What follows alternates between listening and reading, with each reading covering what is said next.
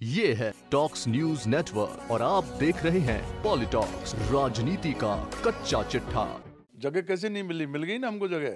मंत्रिमंडल में सलाहकार बना दिया, कोई और संसदीय सचिव बना रहे हैं और बसपा से आए राजेंद्र गुढ़ा साहब को जगह मिल गई है। जगह कैसे नहीं मिली? जगह मिल गई ना।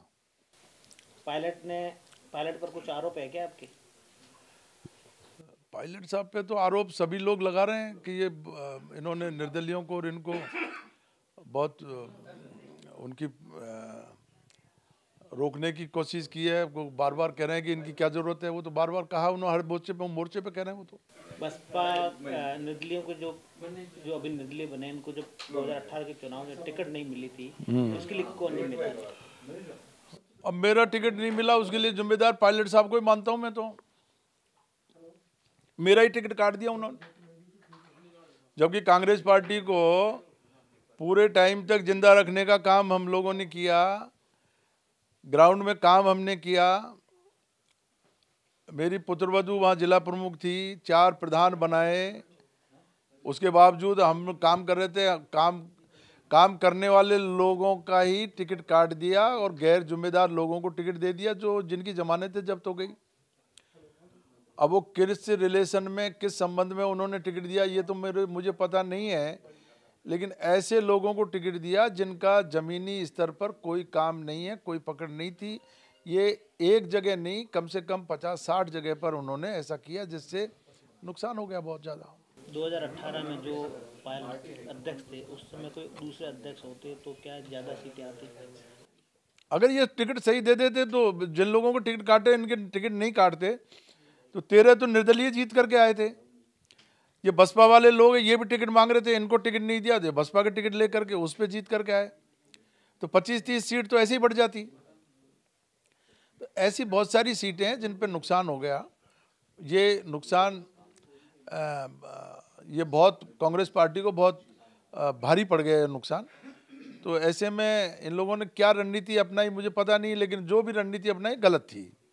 आपको लग रहा है कि राजस्थान की रिपोर्ट निर्दलियों को लेकर हाईकमान को गलत दे रहे पायलट?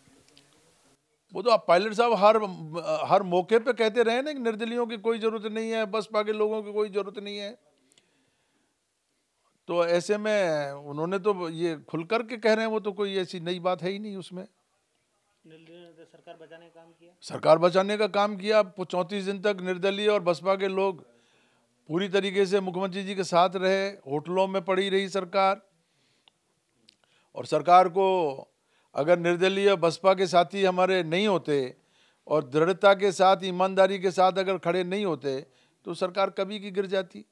ये तो बचाने का काम पूरी तरीके से निर्दलीय और बसपा के लोगों ने किया था। और कांग्रेस के भी ऐसे निष्ठावान एमएलएज जिन्होंने अपना सब कुछ छोड़ करके, और वो भी उन्होंने पूरी तन्मयता के साथ में 34 दिन तक लगातार वो लोग भी रहे, सबकी वजह से बची। पायलट सरकार गिराना चाहते थे, तो चले ही गए ना, सब पता है। आपको पता नहीं है क्या? पायलट खेमे के कुछ विधायकों को मंत्री पद मिला, इस पर क्या? अब कोई खेमा रहा ही नहीं। हाईकमान ने जो निर्णय कर दिया, अब क्या कौन सा खेमा रह गया? अब तो हाईकमान के निर्देश के अनुसार यह निर्णय हुआ है, और जो निर्णय हो गया, शपथ हो गई। अब सब मिलकर के एकजुट होकर के काम कर रहे हैं, और अगर एकजुट होकर के काम किया तो आगे अच्छे परिणाम आएंगे। 2023 में किसके नेतृत्व में चुनाव लड़ने की संभावना है?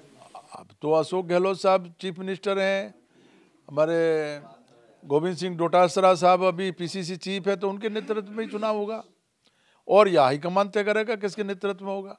आपने आरोप लगाया कि अगर पायलट अध्यक्ष नहीं होते तो 150 से ज्यादा सीटें जीती। वो मैं तो प्रमाण के सहित लगा रहा हूँ ना, कोई बिना प्रमाण के लगा रहा हूँ कि मेरा टिकट काटा, मैं निर्दलीय जीत करके आ गए। ऐसे 40 लोग हैं। पायलट साहब कई मंचों पर कह चुके हैं कि 21 से मैंने 100 पार पहुंचाई सीटों को, तो उनका क्या योगदान नहीं रहा इसको? उन्होंने पहुंचाई है। उन्होंने तो 150 से 100 सीट पे कर दिया। वो यूँ क्यों नहीं कह रहे हैं? 150 सीट आती, वो 50 पे रह गई, उसमें 100 पे रह गई। 50 सीट का नुकसान हुआ है, और उनकी लापरवाही की वजह से हुआ। जो गलत लोगों को टिकट दे दिए उनकी वजह से हुआ। जिनका ग्राउंड पे कोई जनाधार नहीं है वो लोगों को टिकट मिलने की वजह से कांग्रेस पार्टी को नुकसान हुआ इस तरह की चर्चाएं भी हैं कि 23 में जो मुख्यमंत्री पद का चेहरा जो होगा वो पायलट होंगे। अब अभी तो चर्चा क्या हो रही है मुझे पता नहीं है, मैंने तो सुना नहीं है। 23 आने दो। सर पानी की कहाँ की समस्या है? पानी की मेरे क्षेत्र की समस्या है, पांचना की। गंभीर नदी पे है, पांचना बंधा हुआ है, बांध 2006 से पानी बंद पड़ा हुआ है, उस पानी को खुलवाओ। पायलट साहब तक बात पहुंचाओ जिससे ये पानी को खुलवाएं, वहाँ के लोगों को समझाएं। कमांड क्षेत्र में पानी आए, कमांड के किसानों ने अपनी ज़मीन दी है, उनकी ज़मीन बंजर हो गई, रेगिस्तान बन गया वहाँ पर, बिल्कुल भाप बन करके उड़ रहा है पानी। पानी को खुलवाएं। पायलट साहब तक बात पहुंचाने की बात कर रहे हैं, पर जलदाय मंत्री तो वो हैं नहीं, तो पायलट साहब कैसे? वो जलदाय मंत्री का मामला नहीं है। वहाँ जो गुजर समाज के लोग हैं वो सब पायलट साहब के अनुयायी हैं, पायलट साहब के ही सब समर्थक लोग हैं, और पायलट साहब उनको समझाएंगे, वो मान जाएंगे, पानी खुल जाएगा। इसमें जलदाय मंत्री का किसी और का कोई मतलब नहीं है। वो तो पायलट साहब अगर चले जाएं पांचना पर, उनको बुला करके समझा देंगे। अब उनसे पूछ ले भाई क्यों पानी रोक रहे हो आप? पानी कमांड क्षेत्र का पानी है, कमांड क्षेत्र में जाना चाहिए।